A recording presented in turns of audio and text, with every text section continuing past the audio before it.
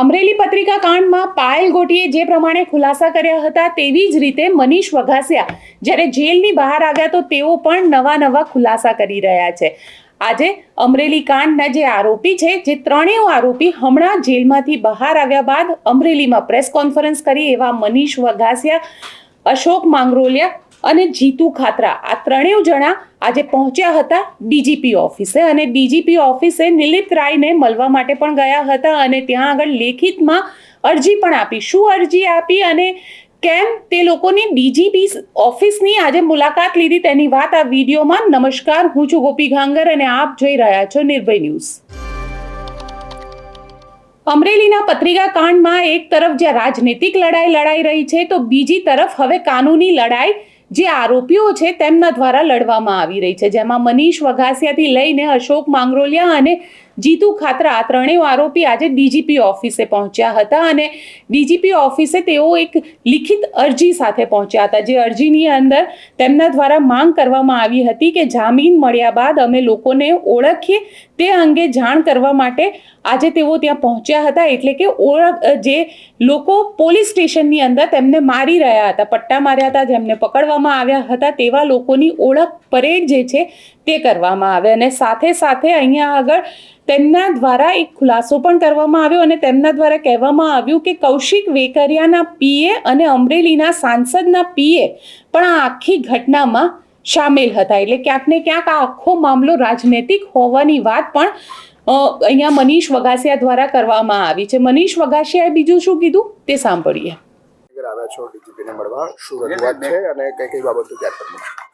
પાયલબેન ગોટીએ જે ફરિયાદ તારીખ 13 જાન્યુઆરી 2025ના રોજ જે ફરિયાદ કરેલ છે એ સંદર્ભે ડીઆઈજી સાહેબે એસએમસીના વડા નિર્મિત રાય સાહેબને તપાસ સોંપેલી।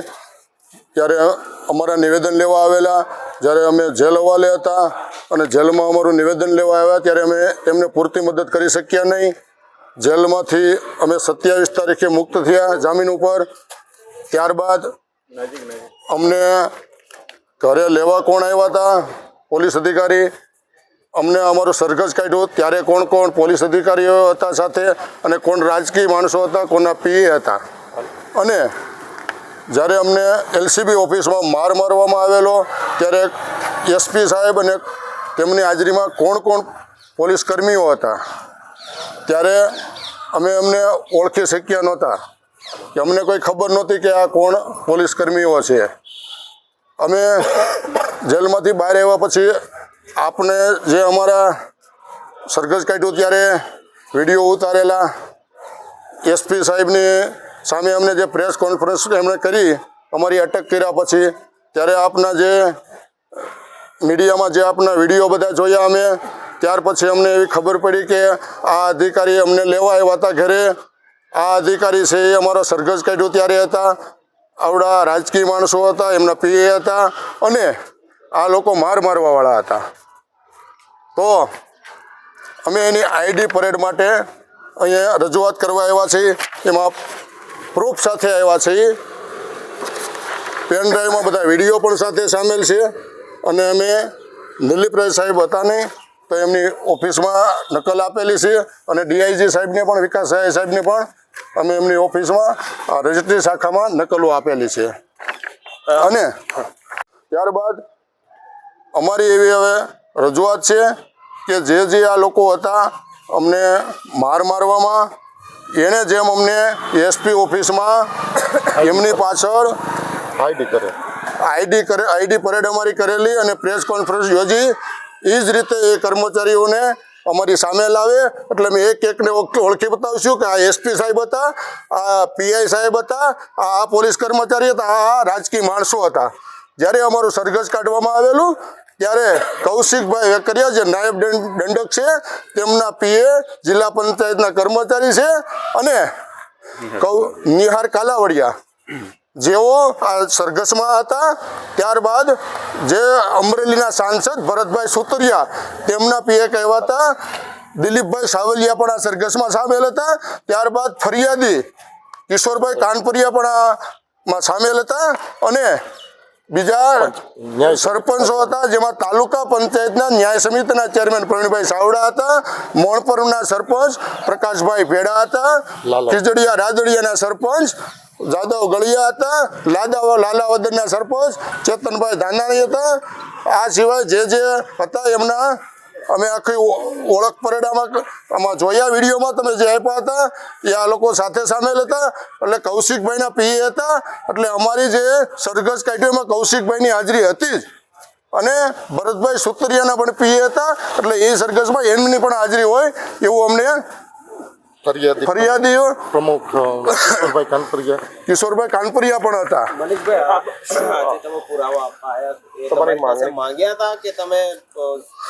એટલે અમને ખબર પડી જ્યારે અમે એસપી સાહેબ નિલીપરાય સાહેબ જ્યારે અમારું નિવેદન લેવા આવ્યા ત્યારે અમને નામ પૂછવામાં આવ્યા, એટલે અમે એમનું અનુમાન લગાવ્યું કે આ રીતના ભાઈ હતા. ત્યારે અમે નામ બીજું આપેલું કે ભાઈ કિશનભાઈ આસોદરિયા, પણ કિશોરભાઈ આસોદરિયા નહોતા. એમાં હતા સિદ્ધરાજસિંહ ગોહિલ હતા.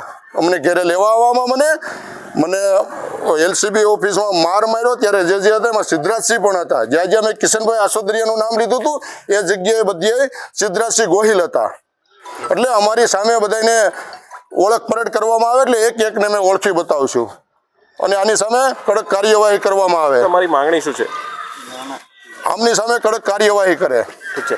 મનીષભાઈ, તમે ગઈ વખતે જ્યારે થોડા દિવસ પહેલા રાજકીય નિવેદન પણ આપ્યું હતું કે કેટલાક રાજકીય નેતાઓનું નામ લેવા માટે દબાણ થતું હતું, ફરિયાદમાં તેનો ઉલ્લેખ છે કે કેમ નથી? તો શા માટે નથી? કેમ નિવેદન આપ બદલી રહ્યા છો? નહીં, નિવેદન નથી બદલી રહ્યા.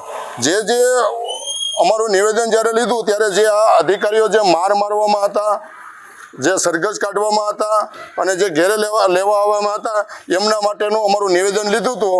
એટલા માટે એમાં જે અમે પૂરું મદદ નહોતા કરી શક્યા, એટલા માટે અમે લેખિતમાં પૂર્તતા સાથે પ્રૂફ સાથે આવ્યા છે. અમે વ્યક્તિગત ઓળખતા પણ નહોતા. આ આખા મામલે પહેલા જ દિવસથી ચર્ચાઈ રહ્યું હતું કે મામલો આખો રાજનૈતિક છે અને રાજનૈતિક મામલાની અંદર ક્યાંક ને ક્યાંક કાનૂની સ્વરૂપ આપવામાં આવી રહ્યું છે. અને હવે જ્યારે મનીષ વગાસિયા, અશોક માંગરોલિયા એ લોકો જેલની બહાર આવી ચૂક્યા છે, તો તેમના દ્વારા પણ નવા ખુલાસા કરવામાં આવી રહ્યા છે. તેમના દ્વારા સ્પષ્ટપણે એવું કહેવામાં આવી રહ્યું છે કે આખો મામલો એ રાજનૈતિક છે અને રાજનૈતિક લોકો આખા મામલામાં સામેલ છે અને તેનું પણ ઇન્વેસ્ટિગેશન થવું જોઈએ. અહીંયા અશોક માંગરોલિયાએ શું કીધું તે સાંભળીએ. જસવંતગઢ સરપંચ હતો. જેમ સરપંચ અને જેલમાં જાઉં એટલે મારું સરપંચ પદનું નાશ થાય, મને સસ્પેન્ડ કરે, એને માટે સંપૂર્ણ મને અંદર દોરવામાં આવ્યો હતો. એવી જ રીતના નિહારભાઈ કાલાવડિયા સરકારી નોકરિયાત છે, જિલ્લા પંચાયતના નોકરિયાત છે, અને ધારાસભ્ય શ્રી કૌશિકભાઈ વેકરિયા નાયબ દંડકના પીએ છે. એ પણ સરઘસમાં એવિડન્સ સાથે અમે આવ્યા છીએ કે અમારું સરઘસ કાઢ્યું ત્યારે એમની હાજરી છે, એમના પ્રૂફ છે. ત્યારબાદ સાંસદ શ્રી ભરતભાઈ સુતરિયાના પીએ દિલીપભાઈ સાવલિયા, જેઓ આગલી ટર્મના તાલુકા પંચાયતના સદસ્યશ્રીના પતિ છે અને સાંસદશ્રીના પીએ તરીકે અત્યારે ફરજ બજાવી રહ્યા છે, એ પણ એમાં હાજરી હતી. એમના પીએ હોય એટલે સ્પષ્ટ થાય છે કે ભાઈ એ જે તે વ્યક્તિ પોતે જ હાજર છે, ત્યારે એટલા બધા પીએને કામગીરી ને એ બધા કરાવડાવતા હોય છે. સ્પષ્ટ છે કે પહેલા જ દિવસથી પાયલ ગોટીને જ્યારે પોલીસ તેના ઘરેથી લઈ ગઈ હતી, તેને પટ્ટો મારવામાં આવ્યા હતા અને ત્યારબાદ તેનો વરઘોડો કાઢવામાં આવ્યો હતો. આ બધા જ આરોપી એટલે કે મનીષ વગાસિયાથી લઈને અશોક માંગરોલિયા, આ બધા જ આરોપીઓ તેની અંદર સામેલ હતા. ક્યાંક ને ક્યાંક આ લોકોને પણ મારવામાં આવ્યા હતા, પરંતુ તે વખતે તેમના દ્વારા કોઈ પણ પ્રકારનું આ રીતનું નિવેદન આપવામાં આવ્યું ન હતું. હવે નિલીપરાય ઇન્વેસ્ટિગેશન કરી રહ્યા છે કે આ વરઘોડો જે કાઢવામાં આવ્યો એ કોઈ રાજનૈતિક લોકોના કહેવાથી કાઢવામાં આવ્યો કે પોલીસે જાતે કાઢ્યો અને પટ્ટા મારવામાં આવ્યા હતા કે નહોતા આવ્યા. ત્યારે મનીષ વગાસિયા અને અન્ય લોકો જે છે તે લોકો પહોંચ્યા હતા નિલીપરાય પાસે અને પોતે એક લિખિત અરજી આપી છે અને તેમને પણ માંગ કરી છે કે જે રીતે તેમને પાછળ ઊભા રાખી અને ઓળખ પરેડ કરાવવામાં આવી હતી, તેવી જ રીતે જે રાજનૈતિક લોકો આની અંદર સામેલ છે તેમની પણ ઓળખ પરેડ કરાવવામાં આવે. આપ શું વિચારો છો આ મામલાને લઈને? મને કોમેન્ટ બોક્સમાં ચોક્કસથી લખીને જણાવજો અને અમારી ચેનલ નિર્ભય ન્યૂઝને લાઇક, શેર અને સબસ્ક્રાઇબ કરવાનું ભૂલશો નહીં. આભાર.